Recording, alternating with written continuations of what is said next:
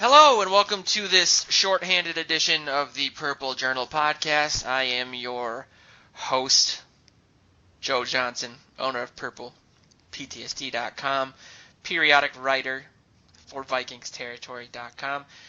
Here with Mr. Luke Braun, the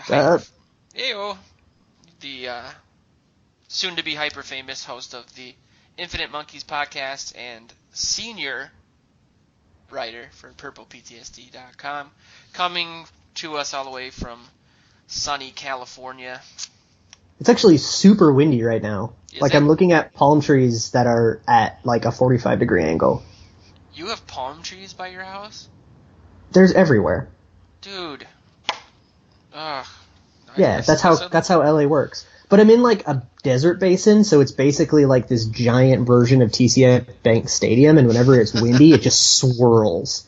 And it gets super like crazy. Like they're driving home today from work, there were like stoplights that were out, and there was just like debris all over. Like it looked like a tornado had hit, and it's like what's happening? A breeze.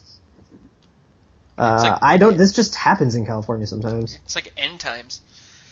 Well, here in Minnesota, it's actually it was like 55 degrees, so I tried to walk around Lake Nokomis, and I honestly almost died about 3 times because my left leg is at like 50% capacity since I haven't used it for a long time. So I was essentially just walking in circles. It was a wake-up call. But yeah, we're doing the podcast a little early this week. As some people may note, we are without Mr. Joe Oberle yet again. I know at this point some of you may think that we're just making him up as time goes along, but Joe Oberle actually thinks we might be making him up. He's questioning his reality as he listens to this, but he's actually dealing with a family emergency, so that's why he's been out the last couple weeks. But he should be back next week, which will be awesome. But yeah, we wanted to do the show early this week because there's just been, I guess, lots of news and cool. A lot of good, dumb stuff to talk about. Yeah, I mean, there's not a whole lot of tangible meat like there was last week with the signings and everything, or the week before, but lots of rumors and things that I really get invested in emotionally. I always say that this is my favorite time of year just because there's so much potential. Anything can happen. I don't know, man. I grew up playing Dreamcast and NFL '94 was like the first game that had the vertical view as opposed to the Tecmo Bowl side to side. And I used to build just completely unfair teams. Create players that were. It's so easy to break those games. It's still easy to break Madden because they don't understand how draft value works. Well, when I was in college, there was the Madden that had Michael Vick on the cover, and he was basically unstoppable. There was nothing you could do. Man, prime Michael Vick, pre-dogfighting Michael Vick was so fun. Yeah. I mean, it wasn't fun. I always played as the Vikings because I couldn't see myself playing as another team, and everybody in my dorm, before I got kicked out, was always playing as Michael Vick, and he would scramble, and then it was kind of an option. You could either just bomb it or run for a first down every single time. It was super aggravating. And if you ever watch those shows about on ESPN, they used to show the national tournament of Madden. Everyone always played as the Falcons back in the day.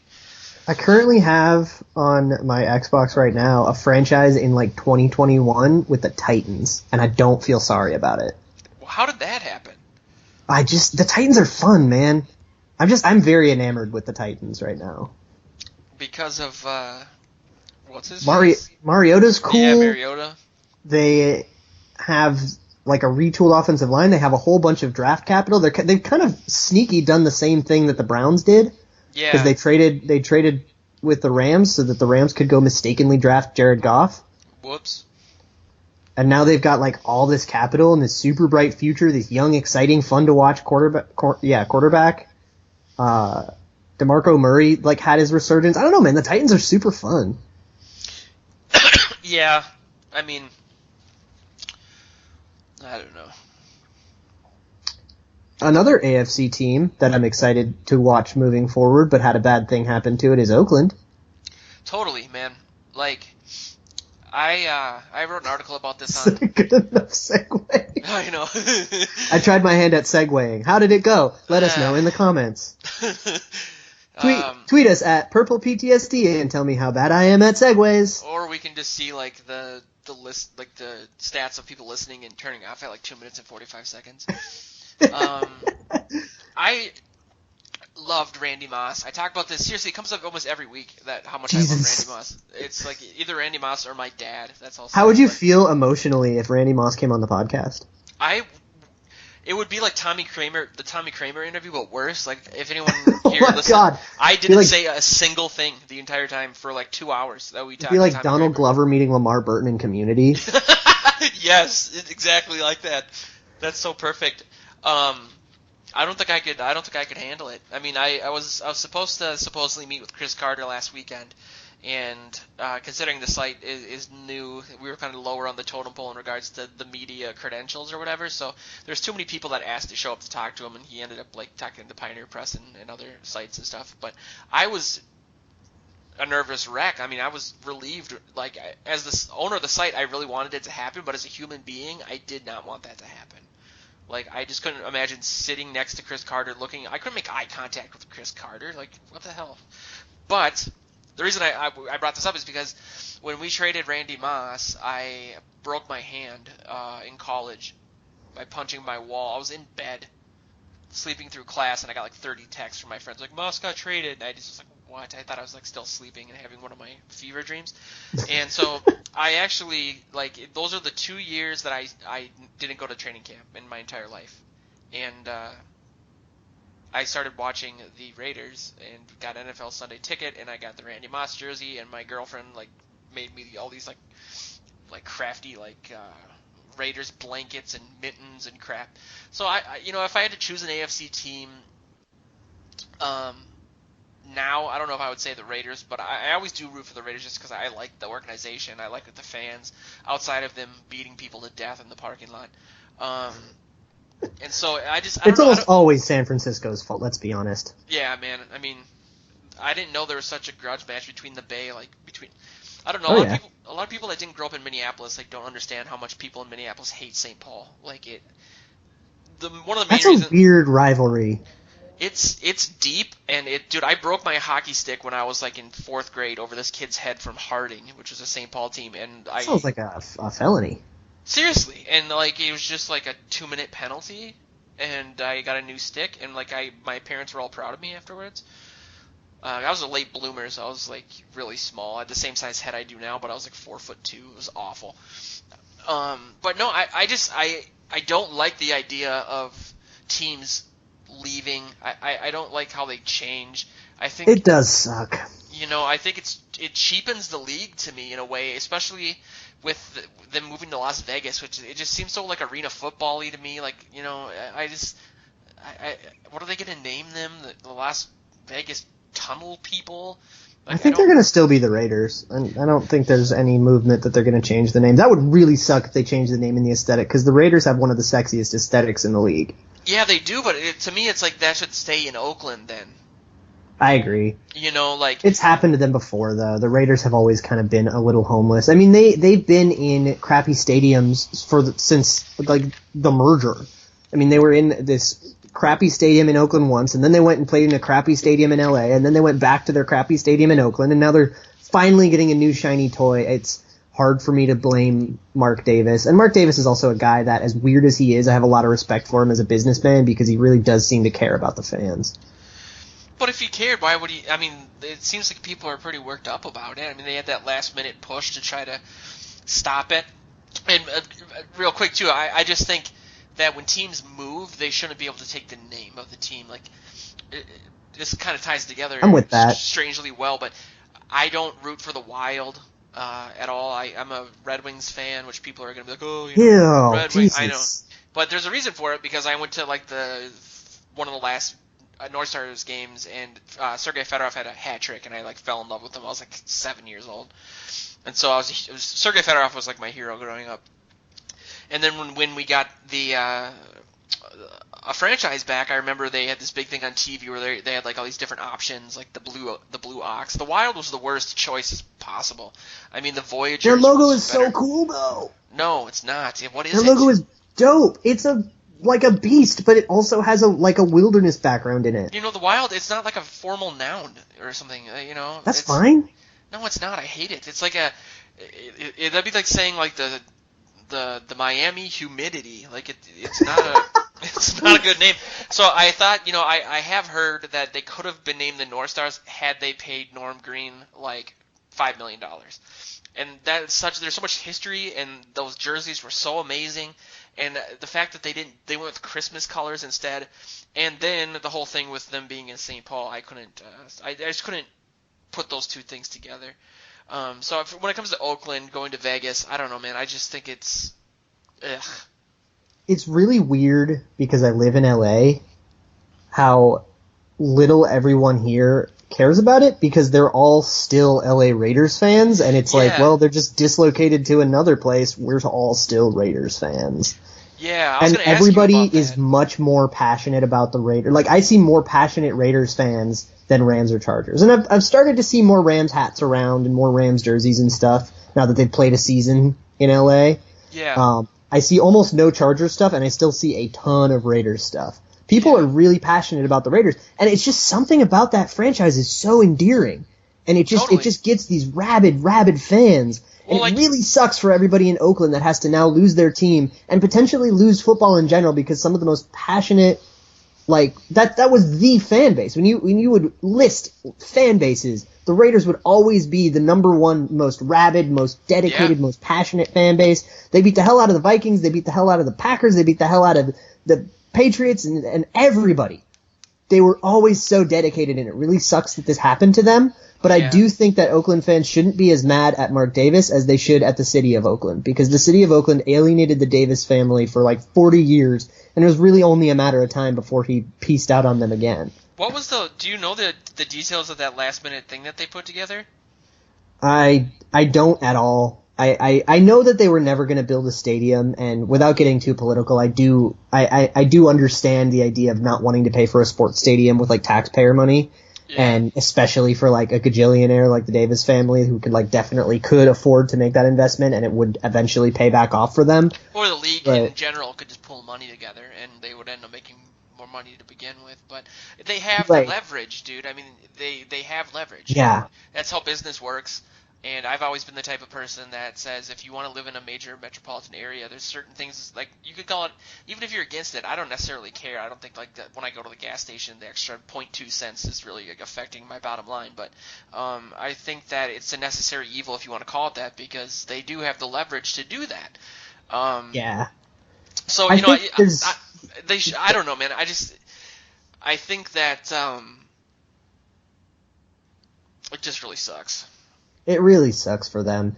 I think you could see a stark contrast between what happened here and what happened with the Vikings back in like 2012. The Wilfs were, trying to have leverage and trying to get a new stadium, and their relationship and the Vikings' relationship with the city with the state of Minnesota and the city of Minneapolis is more or less amicable. I mean, as amicable as a gajillionaire business owner can be with the city that houses their business. Hennepin County too. The negotiations were like open and they were willing, but it's been so contentious between. I mean, and it started with Al Davis, and Mark Davis has tried to repair this to the best of his ability, but Al Davis hated the league and he sued everybody and he hated Oakland, and everything was so contentious and negative. There's just no way that a stadium was ever going to happen, because you add all of that to what's already in every other city and what got, the Chargers to leave, which is cities don't want to build stadiums for billionaires. And cities really don't want to build stadiums for billionaires they hate. Yeah. Why didn't they just play in San Francisco? I know that obviously we talked about the rivalry, but there's a brand new stadium right across the bay. Take the BART. I don't know. I don't think San Francisco would ever want to share a stadium. They have, like, I think, aren't the Chargers and the Rams, are they going to share a stadium? Yeah, they're going to share, like, the new one. I think also the Raiders shared a stadium with a baseball team this whole time, and I think it's time for them to be done with that. So sneaky advantage of this. Sneaky advantage is that we will never have to look at that hideous sand again, except for the next 2 years. Yeah. That's so awkward. It's so funny, man, because before the Twin Stadium opened, I went to San Francisco with my girlfriend, my sister, her husband, and my parents. My parents love San Francisco. They go there. It's a beautiful city. As often as they can. I went there the one time, but me and my dad went to an A's game because my dad grew up in the 70s, and so he loved Oakland in general, but he was like, a big Dennis Eckersley fan and stuff. So we went to, I think it was the McAfee Stadium at the time was the name of it, and our tickets came with like the ability to walk up to like these different concession stands, and I got a bunch of sushi for free with my ticket. And I was sitting there, and I was like, this stadium is amazing, because I was used to the Metrodome, so like my perspective was all backwards. And there's people from LA behind us, and they're like, what are you talking about? The stadium is a dump. I'm like, it's outside. You get sushi. Like, what else do you want? But yeah, man, I mean, like I said, when you have the leverage, the team, you have to just bite the bullet and build the stadium. And it's not like the Bay Area, or it's not like California's not operating like it was when Schwarzenegger was governor.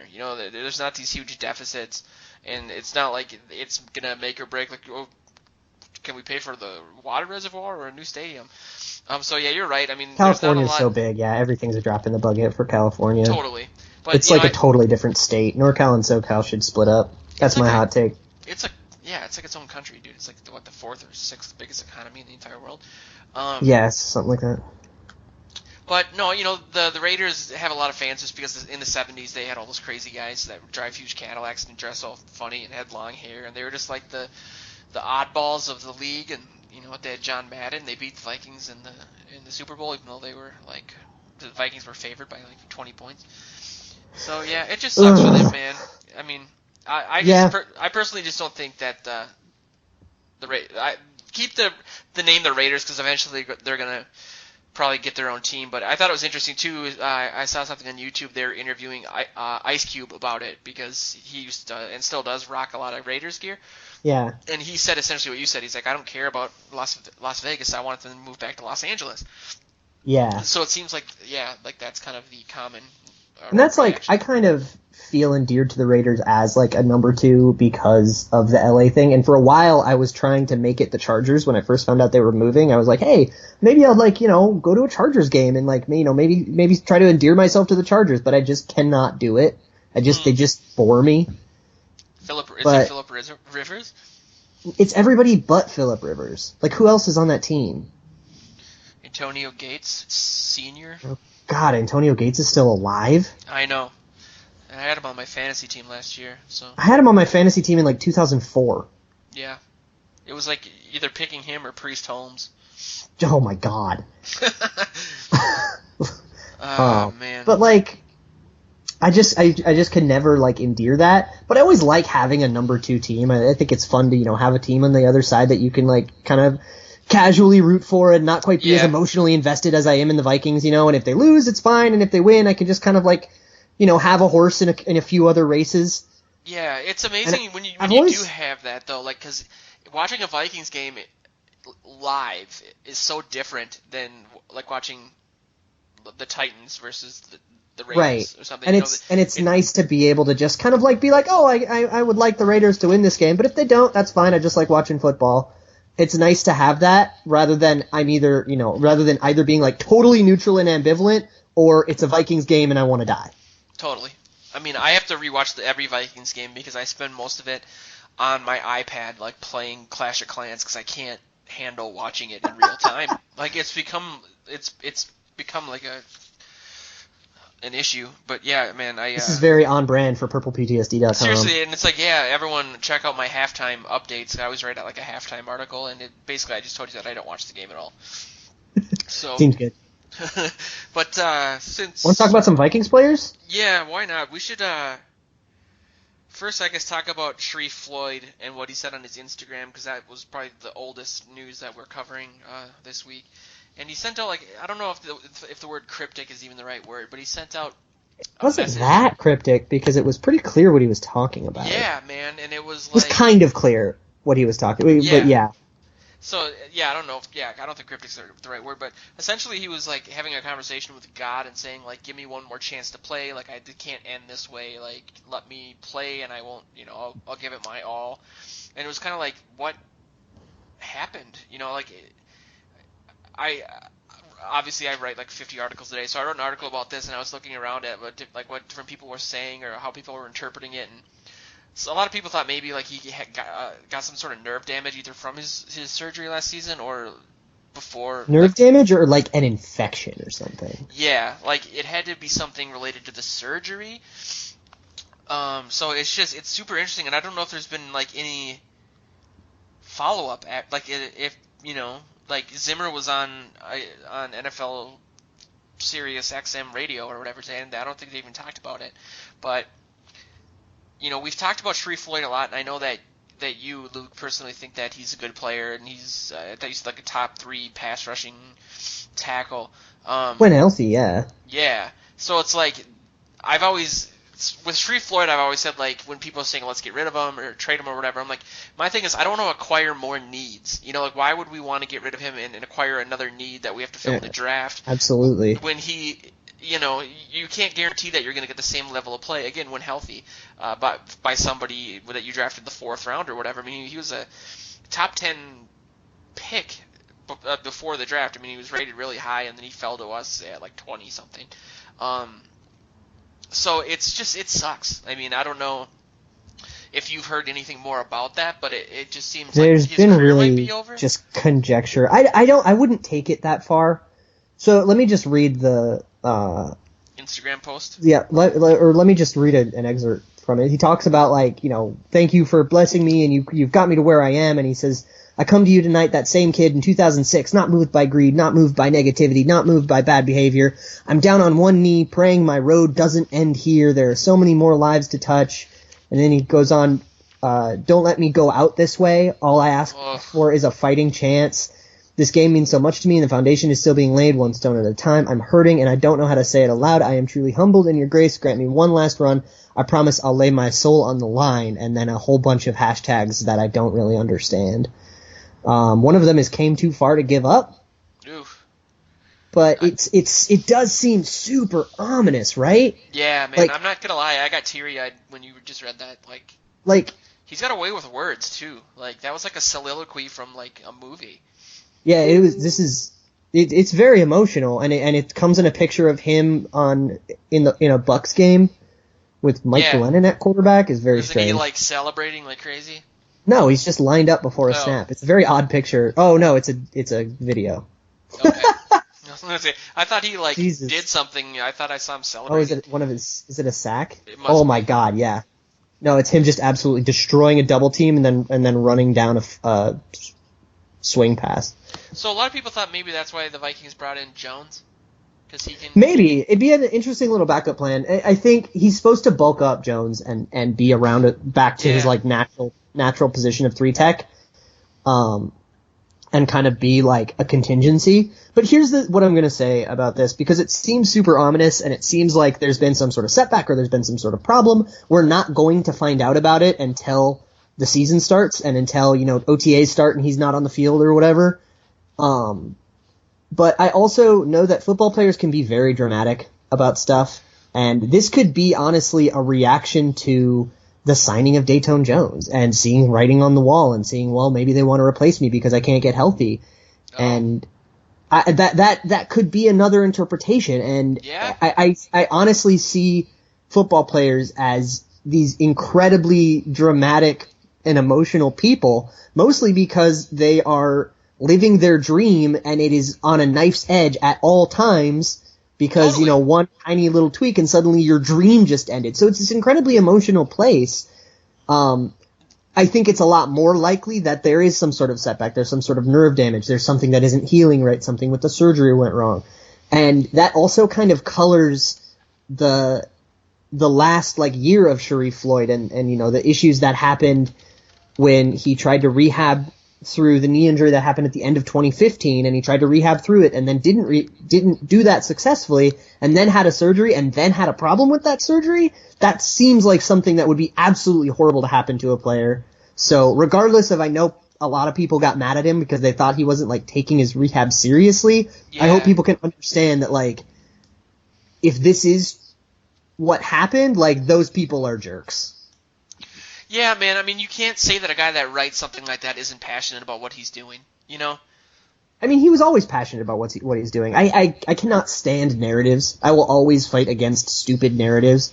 Like, Cordell Patterson's work ethic never was a problem at all. It was just a stupid narrative because he's a wide receiver and he had jokes to say. Well, and I think people built on the Michael Irvin thing too. I mean, I don't think that was way blown out of proportion. You know, I don't think you can say that he has no work ethic because he, in lieu of meeting with Michael Irvin and trying, he chose a different trainer. Like, he whatever. went to run like with the worst trainer in the world that makes you run like up sandy hills with weight vests on. Yeah. It's like killer stuff. But people always latch on to narratives like that, and they latched on to this narrative with Sharrif Floyd that he wasn't taking it seriously or didn't want to do it anymore, and then they got really mad at him, and it's like, it kind of, this may be a window into just how much we don't know about what players are going through and what the team's going through.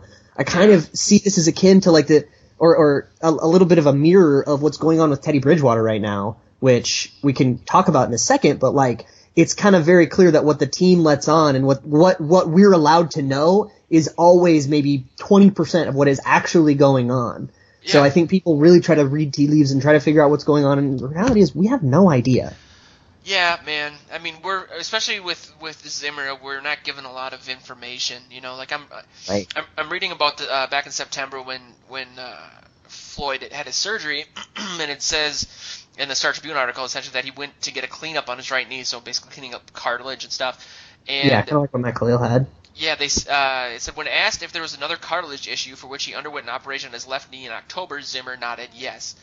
Zimmer then said, speaking of the team not liking how he talks about them in the media, he says, "We feel good about the guys we have. He's played, 12 plays this year? He hasn't played. Kind of out of sight, out of mind." I feel like that's just Zimmer saying dumb crap. Yeah, I mean, that sounds really like, rude. That doesn't seem like shade. It's kind of a short-sighted thing to talk about, but like, I think he's more saying, I think he's more saying, my personality. I think he's more saying, don't worry about not having Floyd. We've been doing this already. You know, we're focusing on the guys we have, and when Floyd gets healthy, then we'll fold him into the game plan. I don't think that, like, people, again, they're latching on to narratives and they're adding a drama that isn't there. You know, and that was always the fuel to, oh, well, Zimmer's mad at Floyd. Well, he must not be doing it right. That's a big leap. That's, you know, kind of the narrative there was always that Zimmer, and I'm guilty of that. I mean, writing about the Instagram post, I did say that Floyd was like a perpetual tenant in Zimmer's doghouse. But to me, that quote, I mean, when you have a player that's the only thing that put him in the doghouse, though, was that quote. And I think he was just saying, like, you know, it was kind of like a we'll rally around Kurt Warner and play good football kind of thing. Like, I think Zimmer just has a communication issue. Like, I can see how that could be misinterpreted, you know, because you have a guy who has surgery and he goes, he's played 12 plays this year. Like, we don't need him. Like that, you could say something. You could say it in a different way, I guess. He's very bad at words, which is why I don't think people should read. Like, I also think the Barr has a tendency to coast thing. Is not what I don't think he was trying to like call a guy out by that. I think he was saying that, like, yeah, sometimes he gets into blocks and he doesn't quite have the tenacity to you know, get out of them, or if he gets into a block and the running back and he doesn't have a good chance, you know, he might not like try another move or something like that. And sometimes that's a bad choice to make, but it's not a laziness thing. And then people immediately were like, oh, well, Barr's lazy and he doesn't care, let's trade him.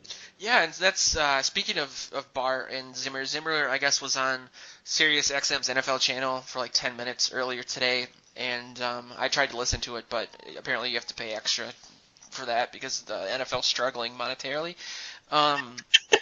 So I guess Barr came up and Zimmer said that Barr is going to be highly motivated this year, whatever that means, but I think he's cognizant of the fact that, I mean, he did say that some of the players came in and talked to him about the way he communicates and everything. I think Chad Greenway was a big part of that, so that's at least encouraging. I mean, I think the most encouraging thing about the quote is that Zimmer was talking about Barr and Kendricks as the same thing. Like he was saying he was saying those two guys are great. And that means he's got Barr in his mind on Kendricks' level, and I don't think fans have it that way right now. I think they're very mad at Barr because of a perceived laziness, and they're very happy with Kendricks because he had a very good season. Yeah. And I think Zimmer's got him on the same plane, and I think there is some merit to that. Well, it's really important too, man. I mean, if we have Barr playing at the level he did, at least two years ago, that would be huge for the defense. Yeah, absolutely. And we talked about this before, and we speculated that maybe he's hesitant because of injuries and he can't really push himself 100%. Maybe not because he's still injured, but there's a lot to guys who have a knee injury. Oh, I absolutely think he would attack blocks the way he usually does because his hand was hurt. Yeah, I don't think that he suddenly decided that he's Anthony Barr and he doesn't need to try anymore. I mean, that just doesn't make sense. Yeah.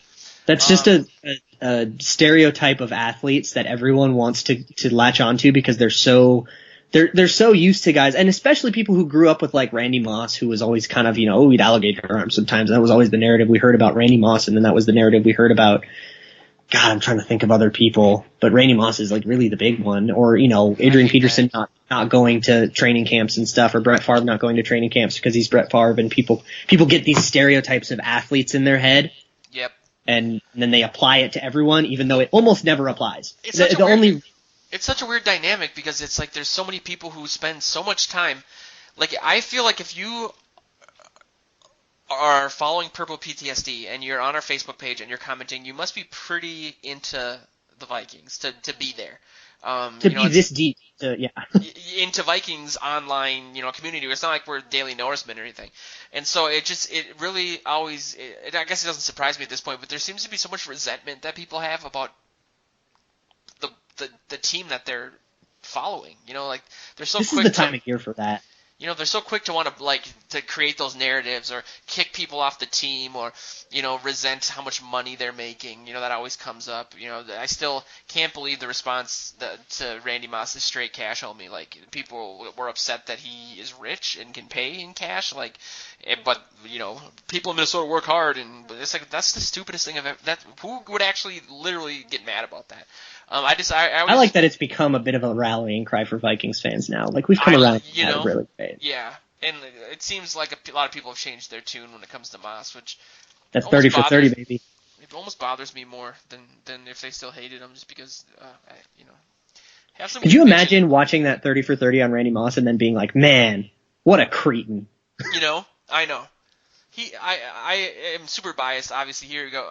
We're talking about Randy Moss again, but he got kind of screwed over in the media. I mean, wearing sunglasses to the Heisman thing because he was scared and people thought he was being like disrespectful. Sunglasses. Yeah. How far you've come. How is that disrespectful? But going back to what Zimmer's interview was about, or what he said, I guess he also touched on Teddy and said that, and I got this secondhand. He lied to us. He said no one knows when he's going to be back. Zimmer straight lied to us about Teddy. He said he's doing pool work, and Teddy is way beyond pool work, and we have video evidence of that. I think Zimmer straight up lied to us, and now people think he's behind schedule. It's genius. Totally, it's man. Beautiful. We talked about this earlier. Zimmer is super tight-lipped when it comes to stuff like that. Unless the league forces him to do something, he's not going to do it. And there's a lot of subterfuge involved, even though it doesn't make much of a difference. It's not like, all of a sudden, it just seems kind of funny to me to hide that. Like, what's going to happen? Teddy's going to appear out of nowhere, and the team's going to collapse. The defense. No, you want to know what's going to happen? One of our mid-round picks, we're going to be able to trade down at amazing value because somebody thinks we're going to take a quarterback. And they want to go get that quarterback, and they're going to pay for him. That's what they're trying to do. That's a good point. Yeah, that's going to be my hot take of the week, is that we trade down with one of these picks because somebody thinks we're going to get a quarterback, and we're going to be able to go get a bunch of value out of it, and then still get whoever our guy is. Yeah, I didn't even equate the draft, and wow. That makes sense. I mean, they're straight lying, and I don't even know if they're aware that Instagram post was up for like a little while because Zimmer's not exactly a social media savvy dude. Yeah, right. I could see him flipping through his 2006 BlackBerry with one eye. Think he has a Tumblr? Well, speaking of, I guess, the draft and lying, we talked about this off air, but there's been some articles and everything about Joe Mixon, the running back from Oklahoma, which would be interesting if we replaced one Oklahoma running back with another, both that have off the field issues with striking people and assault.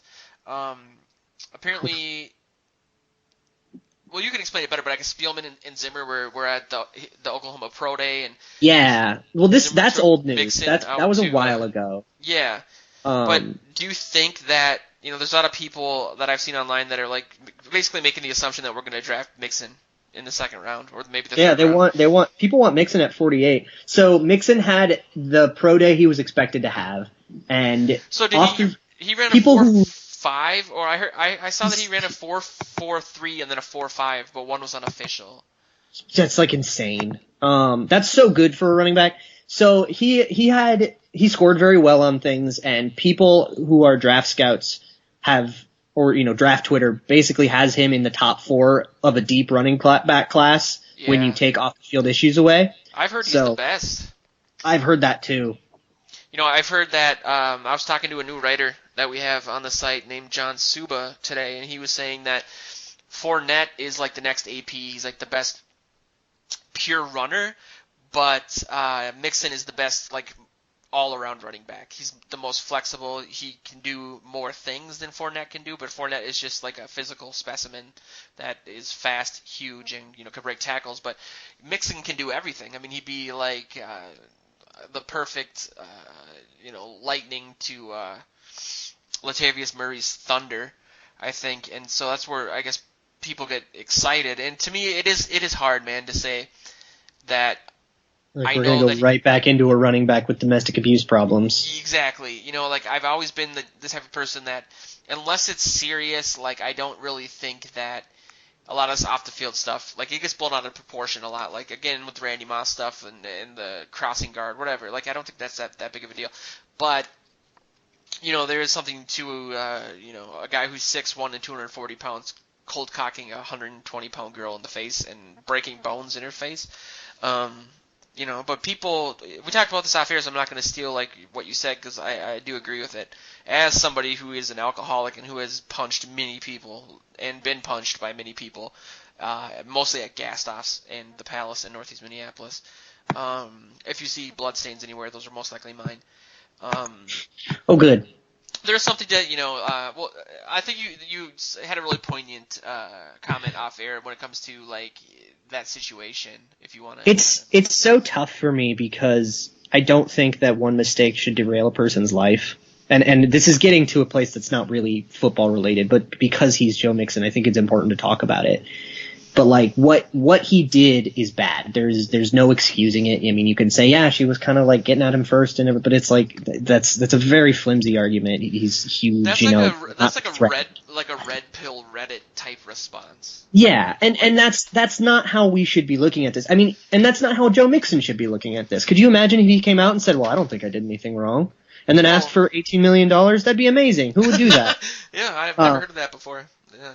But that's really the difference to me. Like, I don't like Adrian Peterson as a person, and I try my best not to let that inform my takes, and it really sounds like it does because I don't think he's that good anymore, but that's more of like a tape and a stats thing. Yeah. But like, with Adrian Peterson, he didn't think he did anything wrong. It was how he was raised. Corporal punishment was a part of his life. He didn't understand. It's a culture thing, and he didn't understand that like that's a bad thing to do. But you know what else is a culture thing is like female circumcision. Like that's you don't have an argument. Yeah, well, and it's like the world has changed, and you should be changing with it. You should try to be a better person when the world becomes better around you. And the point of every generation too is to be better off than you were than your parents were. That's like the goal. Exactly. And so I think we need to be able to make that distinction because I honestly have no idea what kind of things Joe Mixon has said outside of it. I haven't followed the story very closely. I think I might have seen in passing him like, saying the right things and saying the right platitudes and stuff. Totally. But if he truly feels remorse and he truly understands, okay, I did a bad thing. I had a bad night and this is going to affect me a lot and I'm at peace with that because that's what happens to people who do bad things, then I wouldn't have a problem with him being on the team. If he understands that what he did is bad, and he understands that he wants to turn his life around, then I believe in second chances. I believed in a second chance for Mike Vick. Yeah. Because he came out and really turned his persona around, and he did a whole bunch of work to try his best to do the impossible, which is to undo the damage that he did, because he actually worked with dog shelters, and he worked, specifically in that area of like a charity, and did things that symbolically mean, hey, I want to make the world better and stop making it worse. And if that is how Joe Mixon is going to handle this, and I don't know if he is at all because I haven't followed the story much, but that's how he has to handle it. And if he does, then I'm okay with being on the team. And obviously he's talented. Nobody is going to, say, well, Joe Mixon actually isn't that good. Nobody's saying that. Totally. And, I love the team so much to the point where I do understand that is corrupting maybe some of my thoughts in regards to, I was going to say devil's advocate, but maybe not really. I mean, there is the point that people are saying, well, he has to say that because he needs to play in the NFL. He wants to make millions of dollars. So he's saying the right things, but, whatever. But I do think actions are stronger than words. Absolutely. And it comes down to, how he's acting. And, Vic, to me, I'm a huge dog person, and it pains me to think that he was drowning dogs in a bucket. It's disgusting. That's different.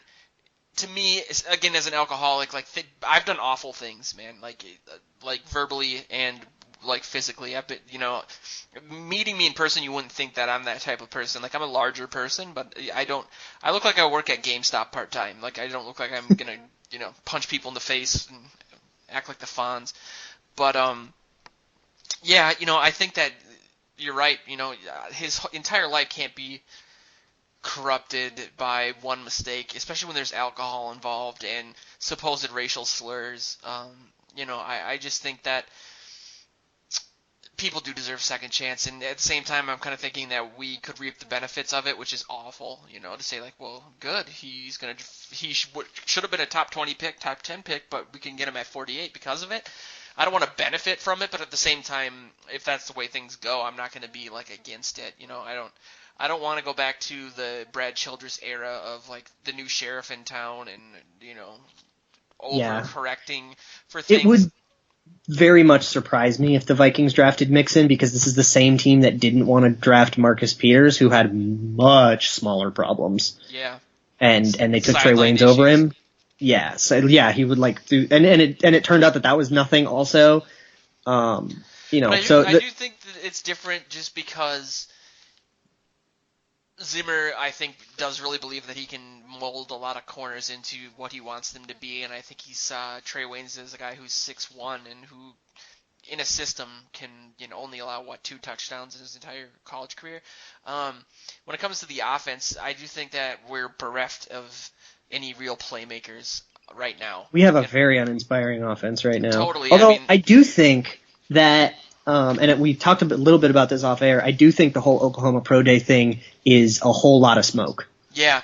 And this is super old news to talk about, but Samjay Perine, or what, I forget his first name, but he's the other Oklahoma running back who also should be very good and also is going to be like a mid-round running back, which is what we're looking for.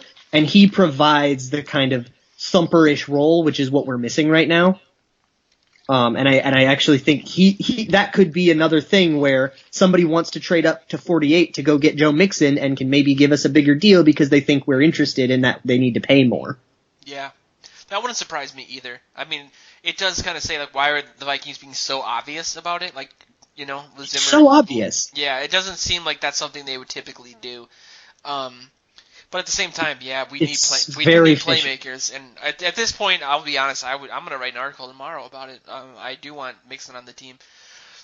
And I think that, I don't know, there's a couple things we have 10 minutes left, but I think that we don't really need to get into this that much, but I forget the guy's name. I was going to write it down. The guy that does the deep ball project every year came out. Brickwall Blitz. I don't know his actual name. Brickwall Blitz at Twitter. Brickwall Blitz. Yes, he does a deep ball project every year where he will go through the entire season of every quarterback and basically log and chart every single deep pass. And he actually over 20 yards, I think. 16 and 20. He actually logs them. He logs 2 columns, a 16 plus and a 20 plus column. And in the 16 plus, Sam Bradford ended up getting his best grade and his best accuracy percentage. And for him, accuracy percentage is actually subjective. Look at the pass and determine, was this a good pass? And 20 plus, he only fell to like third. So Sam Bradford, not really news because we knew Sam Bradford had a very good deep ball, but top of the league is something that I don't think he gets enough credit for, especially because he has like a captain check down reputation. Totally. It was surprising to a lot of people. I think there was a big response on our Twitter of people kind of cherry picking stats from the chart that he released on his Twitter, saying like, well, his completion percentage was 5% less than like Aaron Rodgers, for example. But I don't know how he came to the conclusion that Sam Bradford was the best. I don't know if he averaged out every single. It's subjective. His grades are actually his opinion. Okay, so but I mean, it's the opinion of a guy that just watched every quarterback. So, I don't even know if he has a team. Oh, I think he's a Browns fan actually. Oh my God. Well, yeah, I'm actually pretty sure he's like a dedicated Browns fan. So it's not like he's biased. Yeah, and I think that Bradford doesn't get enough credit at all. I mean, I'm a huge Bradford guy. We talked about this off air, but I do think that the Vikings, especially going for someone like Alshon Jeffrey, understand that we need to get some playmakers around him if we want to be successful. I know I love Stephon Diggs. I honestly was the first person that called him the steal of the draft. I mean, it's what I said immediately when we drafted him. Yeah, what was that? He was exciting.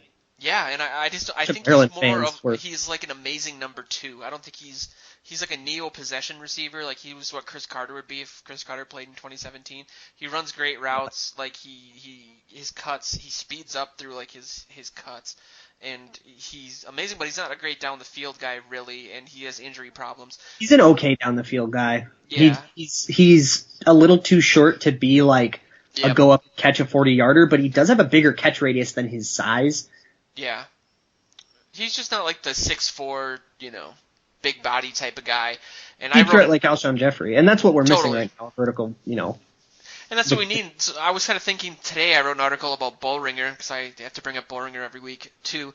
And I somehow am able to direct message Bullringer on Twitter. I still don't understand how that happened, but I've asked him a couple times about switching to tight end just because he has, like, he's like a hair under 6'5". He weighs like 240 pounds. He'd probably have to put on like 20 pounds if they wanted. I mean, he could be a hybrid wide receiver tight end. He doesn't necessarily need to weigh 260 pounds, but I think that, especially with the Packers bringing in Lance Kendricks and Martellus Bennett, and Bradford's tendency to rely on Kyle Rudolph in the red zone too. If we put Bullringer at tight end, it seems to make a lot of sense to me. It makes sense size-wise. So the issue that I have with it is that Bullringer is already so behind a learning curve, and he's so behind the 8 ball with learning football and learning. I mean, he's trying to learn football, which is incredibly complex. If you've ever actually looked at a professional playbook, it's it looks like hieroglyphs, and he's trying to do that in his second language. Yeah, that is incredibly difficult. Yeah, so that's what I said in the article too. Yeah, I made the assumption that putting him at tight end as opposed to like an X receiver would simplify things for him a little bit. I think that watching a lot of his German highlights, like at this point, he's so physically talented that I think that they need to implement him into the offense in some way. He ran a ton of bubble screens. I'm kind of about kick returner for him. I wouldn't be against that at all, to be honest. I mean, he'll try in training camp. Well, he'll be back there for sure. I mean, if you watch him, he runs. He doesn't seem like the type of guy that would run screens a lot because he's so big. But yeah, he that's like his favorite play. I mean, he actually, there's a lot of similarities in terms of his potential of use with Cordarrelle Patterson. Because Patterson had a similar, not to the extreme that Bullringer had, but he had the same problem of not being able to, pick up the speed of the game and having, playbook issues and stuff. But as a kick returner, that's more of an instinct thing. It's not a mental thing. Yeah. And while the competition level in Germany was hilarious, the competition level when you're on special teams plays, I mean, these are third string linebackers. There's a few gunners that'll probably be there, like fast guys and stuff.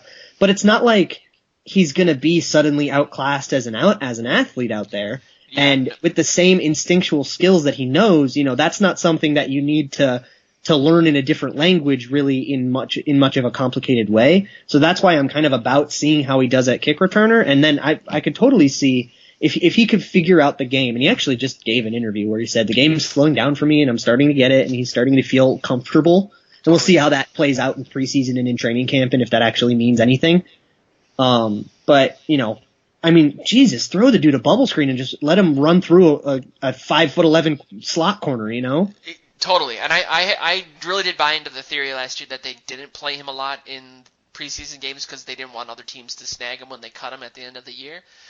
But at this point, yeah, they got to see what he can do, and I think he, just like Patterson, get the ball into his hands and see what he can do. I mean, granted, you watch the German highlights, and it looks like an adult playing against children. I mean, yeah, it takes 5 guys to tackle. Because he is playing against children. Basically, I mean, literally, it takes half the defense to tackle him on multiple plays. And it won't be that way in the NFL, you know? No way. A decent NFL tackling linebacker will be able to bring him down no problem. Yeah, but at the same time, his measurables exist objectively, you know, and it's just that the competition level is different and he has to learn a lot. But he has to learn the speed of the game. Right now, they can't put him on the field because they can't trust that he'll run the right way. And you can't have that. That causes interception. But if he can learn the speed of the game, if he can, you know, get it down that, like, red 32.97 Diet Coke means run a bubble screen, you know, you can do that. But that's so hard for him to do because it's not even his first language, and the way that they played in Germany wasn't that at all. So he has to basically learn football from scratch in his second language. That's going to be what keeps him off the field.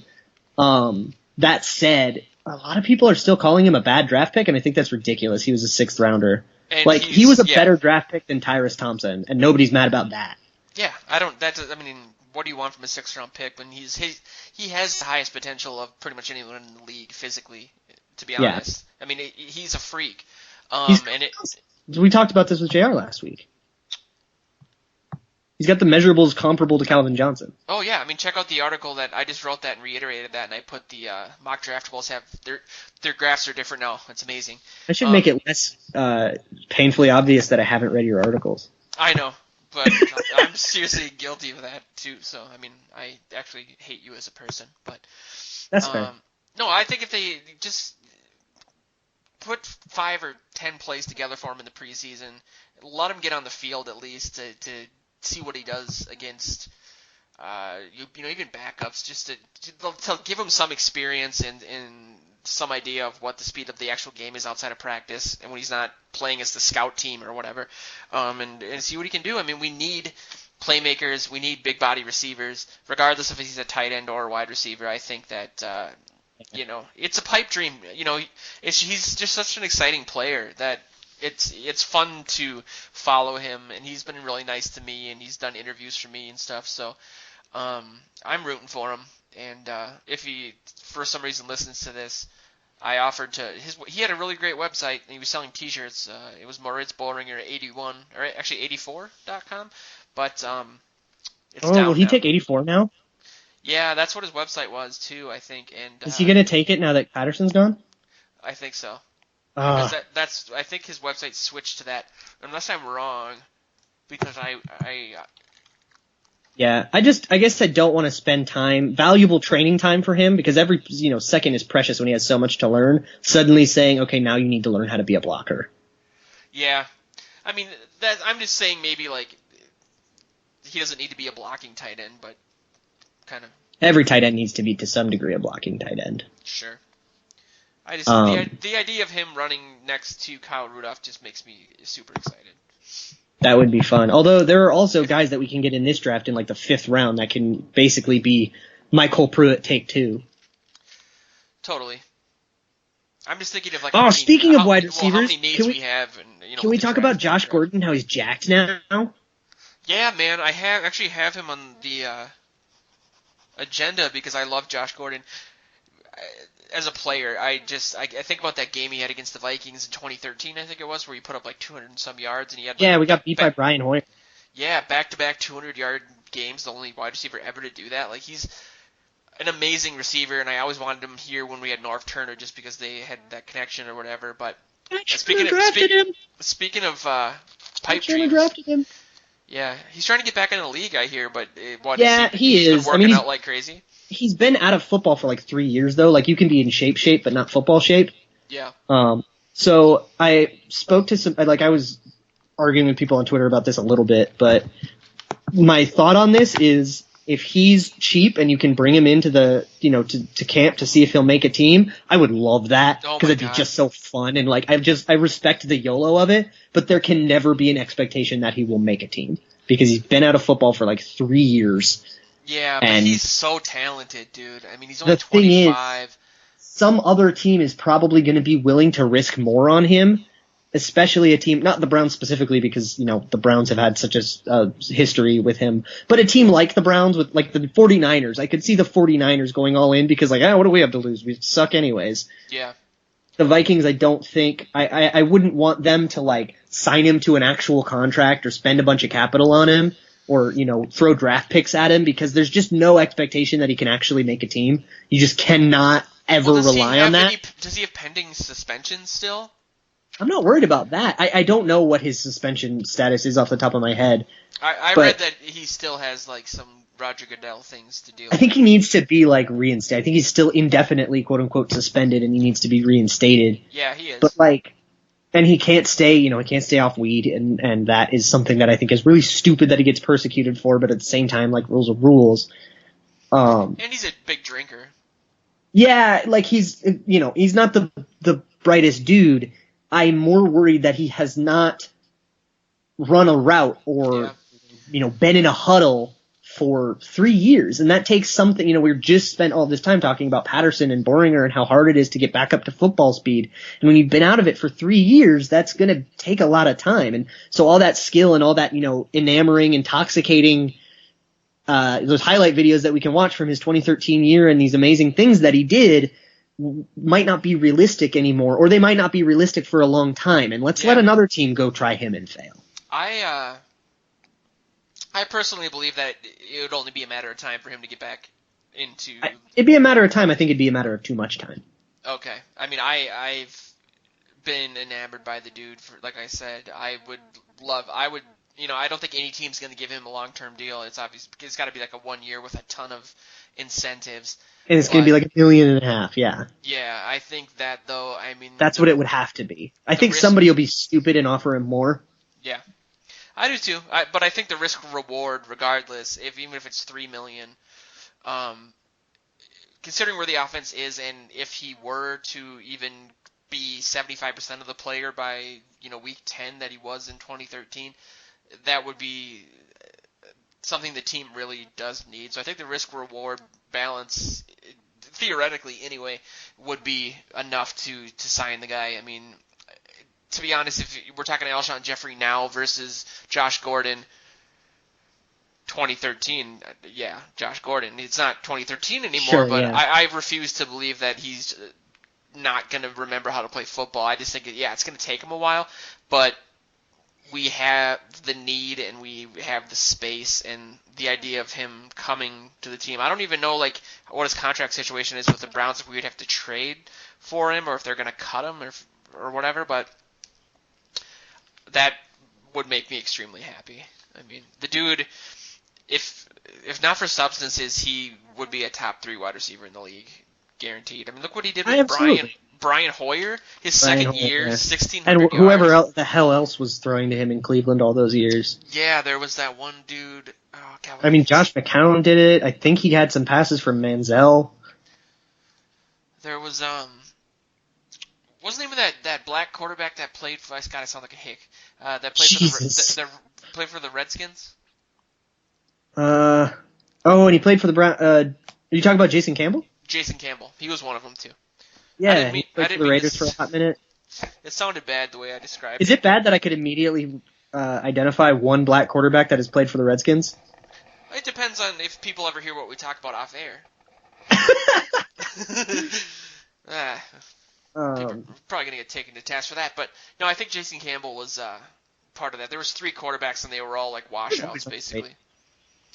That's exciting, though, man. I mean, that's what I'm talking about when I say I love this time of year, just because things like that make me excited. Things like that make me hate this time of year. Like we're reading people's Instagram posts and like overreading into people's like. I think that we're like in a new age when it comes to covering football, and we haven't figured out like the right way to do it yet.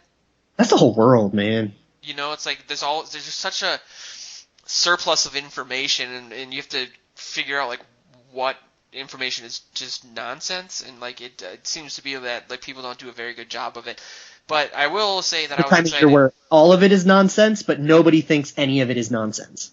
Yeah, you know, a lot of it's just speculation by some dude on Twitter. You know, and I'll take it. Yeah. I mean, we got linked on one of the main articles on Daily Norseman today, so that was pretty cool. Yeah, that was today. I know that they wrote basically a write-up of your Sharrif Floyd piece, and that's what it was. The big feature and stuff. It was really nice. I haven't slept in days, so I don't know what day it is.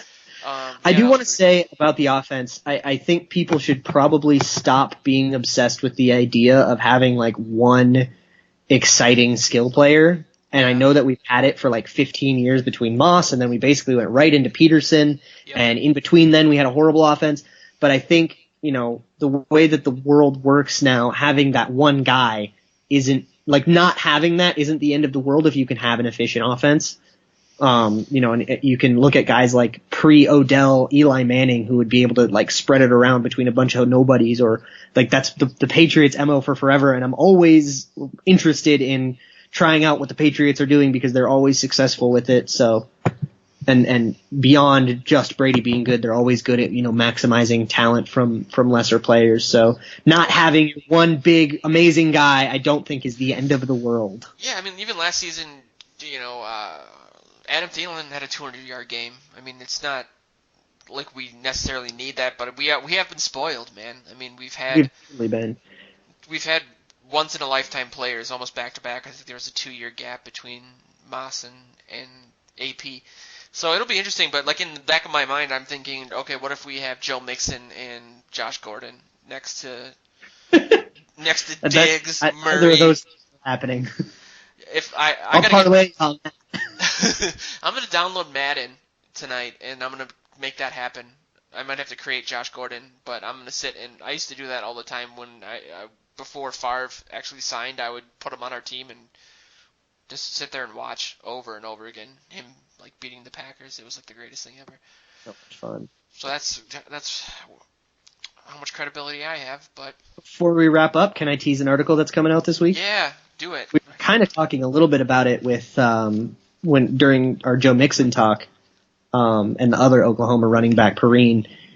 But I've got an article coming out about what we talked about with Latavius Murray last week and how he's more of a Matt Asiata replacement than an Adrian Peterson replacement. Yeah. And it talks about uses snap counts and the division of snap counts. So like if you took 100 snaps over a season, how many of them were pass attempts? How many times were you targeted in those? How many of them were rush attempts? How many of them were neither of those things? So like other blocking responsibilities or play action and stuff. So are you looking at to divide teams running backs up and see that like the Vikings had three very clear roles and definitely wanted to use one of those roles a lot more than the other two, and no other team was like that. Okay. So it's interesting to see how we kind of have, you know, a running back and a receiving back and a utility kind of all around back, and most teams are using their utility all around back as their main bell cow. We were using our rushing back.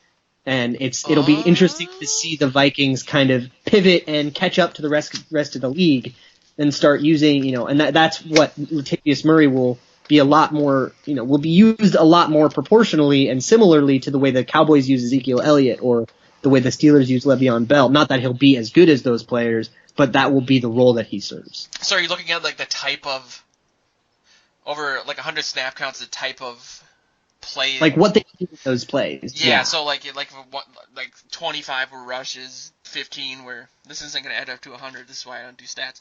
Yeah, but yeah, exactly. 15 were blocks, 45 catches. And I don't have the time to go through everybody's tape and see how many times they blocked and how many times they ran a route and blah, blah, blah, but it's really how many times did they rush, how many times were they targeted, and how many times are left over.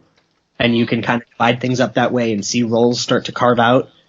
And I think, you know, it's interesting because I floated the idea on Twitter when we first signed Murray about him being a Matt Asiata replacement, and the response I got was a little bit of like, wait, did we just pay $15 million for a Matt Asiata? What are we doing? But it's not that he's going to play that small of a role in the offense. It's that he's going to play that style of a role in the offense. And that's really what we should be doing, is giving that size role, the big role, to that style guy, not the downhill rusher style guy. So is your conclusion still, maybe not in the article, but in general, that we need to pick up another running back somehow? Yes, whether it's the draft. That's why I really like the Perrine idea, because he would be the quote unquote Peterson replacement. Okay. But that person would probably play more of a Matt Asiata sized role. Okay. If that makes sense. No, it does. Makes a ton of sense. So when is this going to be posted, do you think? Maybe tomorrow, maybe Wednesday, somewhere around there. Well, keep an eye out for that. I'll post it all over our social media and stuff and in our message board. It'll be on Twitter. Follow us on Twitter at purplePTSD. Facebook, purplePTSD. A lot of you, and I want to thank you, are joining our message board. We're working really hard on it. I know that there's like 175 people have joined the last week, and not a lot of people are contributing because it's mostly just me talking to myself, and it's like high school all over again. But totally check out our message board too. You can see it right on our homepage. But with that, I want to thank you guys for listening. We will be back next week with Joe Oberle for the first time for a lot of you. But it's just check out our show next Wednesday night, and thanks for listening.